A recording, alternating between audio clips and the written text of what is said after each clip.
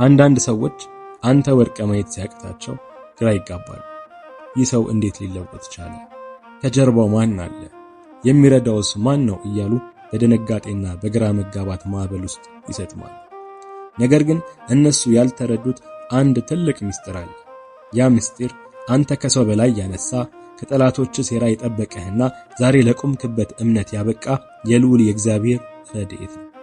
ዛሬም በዚህ ቪዲዮ ይህንን የመዳን ምስጢር ጥልቀት እንመለከታለን። ይህም የብዙዎቻችሁን ሕይወት የሚቀይር፣ የጠላቶቻችሁን መንገድ የሚዘጋ፣ በእግዚአብሔር ላይ ያላችሁን መተማመን ወደ ላቀ ደረጃ የሚያሻግር ነው። ከዛ በፊት እንደተለመደው 3 ሰከንድ ተጣጣችኋለሁ። ሰብስክራይብ በማድረግና ቪዲዮውን ላይክ በማድረግ ተከታተሉ። ከቅርብ ጊዜ ወዲህ በዙሪያ ካሉ ሰዎች በአንተ ለውጥ ደንግጠዋል። እንዴት እንዲህ በአጭር ጊዜ ውስጥ ተቀየረ? ምን አይነት ዕውቀት ነው የገባበት? ማን ነው መረጃ የሚሰጠው? እያሉ ሌቱን ሙሉ እንቅልፍ አጥተው ያድራሉ። አንተ የምትጓዝበት ፍጥነት የብርሃን ፍጥነት ሆኖባቸዋል። ካለፈው ዓመት ጋር ስታነጻጽረው አንተ ዛሬ ፍጹም ሌላ ሰው ሆነሃል። ከምድራዊውም አልፈ ለሰማያዊው ቤትህም ዝግጁ ሆነሃል። ይህ ለውጥ ደግሞ እነሱን በእጅጉ አስፈርቷቸዋል። አንዳንዶቹ ደግሞ በእኛ መካከል የሆነ መረጃ የሚሰጠው ሰው አለ ብለው ይጠረጥራሉ።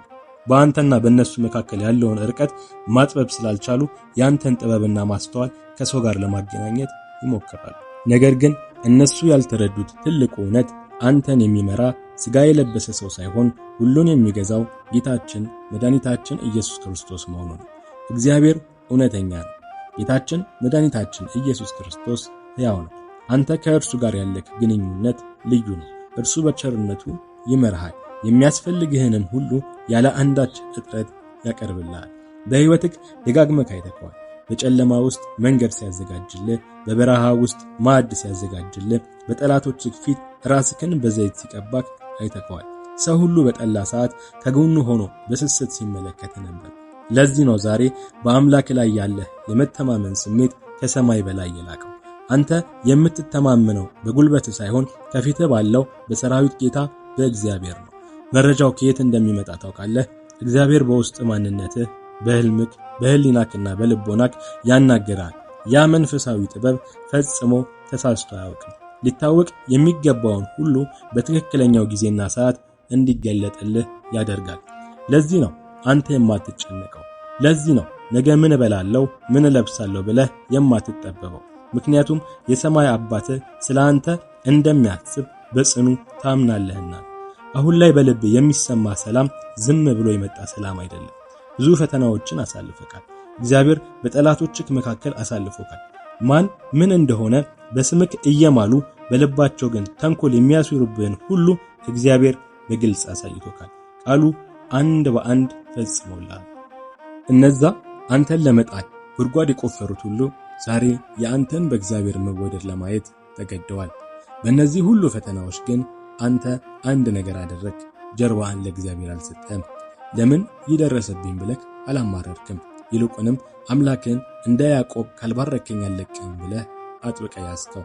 ያ ትዕግስትክና ጽናትክ ዛሬ ታላቅ ዋጋ አምጥቶልካል። ለትርፍ ብለህ አላደረግከውም። ነገር ግን የሰማዩ አባትህ ለታማኝ ልጆቹ የሚሰጠው በረከት አስደናቂ ነው። ዛሬ ያለህ ክብር ጸጋ በገንዘብ የማይገዛ ነው። ባለጸጋዎችና በምድር ላይ ስልጣን ያላቸው ሰዎች እንኳ ሊያገኙት የማይቻላቸው መለኮታዊ ሞገስ አንተ ላይ አለ። ይህ ሞገስ ከሰው ወደ ሰው የማይተላለፍ በወርቅና በብር የማይሸመት የእግዚአብሔር ድንቅ ስጦታ ነው። አንተ ሁል ጊዜ በጊዜው የሚሆን ጥበብ ከሰማይ ይሰጣል። ሁል ጊዜ መለኮታዊ አመራር ይከተልሃል። ምክንያቱም አንተ የልዑል የእግዚአብሔር ልጅ ነህ። ወንድሜ እህቴ፣ ይህንን መንፈሳዊ ጉዟችሁን ቀጥሉበት። ሰዎች በእናንተ ላይ ያላቸው ግራ መጋባት የእግዚአብሔር ክብር በእናንተ ላይ እየበራ መሆኑ ማሳያ ነው። እናንተ የእግዚአብሔር ድንቅ ሥራ ናችሁ። ጠላቶች እናንተን ለማጥፋት ሲሞክሩ፣ እግዚአብሔር ግን በሚያስደንቅ መንገድ ለመባረክ ይጠቀምባቸዋል።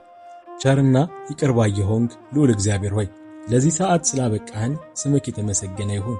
አቤቱ አምላካችን ሆይ በውስጣችን ያለውን መንፈሳዊ ብርሃን አብራልን።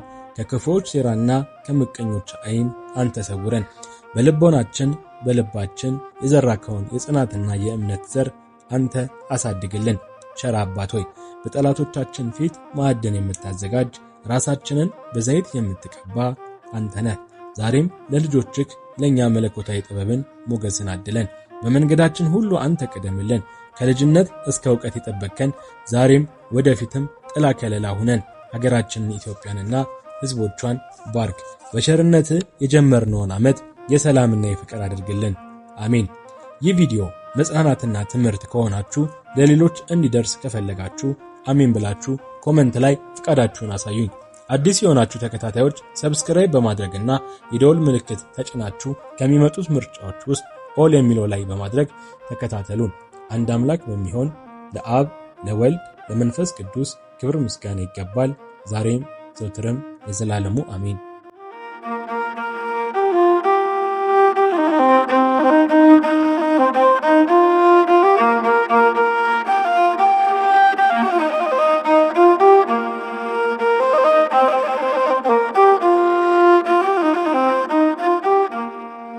በጎጆዬ ስላለሽ መጉደልን አላውቅም።